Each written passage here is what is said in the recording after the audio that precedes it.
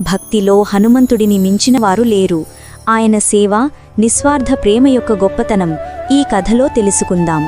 రామపట్టాభిషేకం తరువాత శ్రీరాముడు సభలో ఉన్న వారందరికీ బహుమతులు ఇచ్చారు.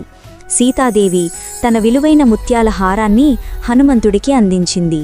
హనుమంతుడు ఆ హారాన్ని తీసుకొని ఒక్కొక్క ముత్యాన్ని తన దంతాలతో కొరికి పరీక్షించడం మొదలుపెట్టారు.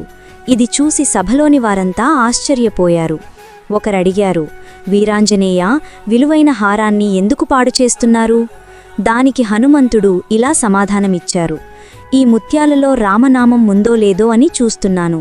రామనామం లేనిది నాకు పనికిరాదు అని చెప్పి ఆ హారాన్ని కింద పడవేశారు. అప్పుడు సభలోని వారంతా అహంకారంగా నవ్వారు. నీ శరీరంపైన, నీ హృదయంపైన రామనామం ఉందా? వెంటనే హనుమంతుడు తన చేతి గోళ్లతో ఛాతి చీల్చి చూపించారు. ఆయన హృదయంలో సాక్షాత్తు శ్రీరామచంద్రుడు మరియు సీతాదేవి కొలువై ఉన్నారు. సభ నిశ్శబ్దంగా నిలబడింది.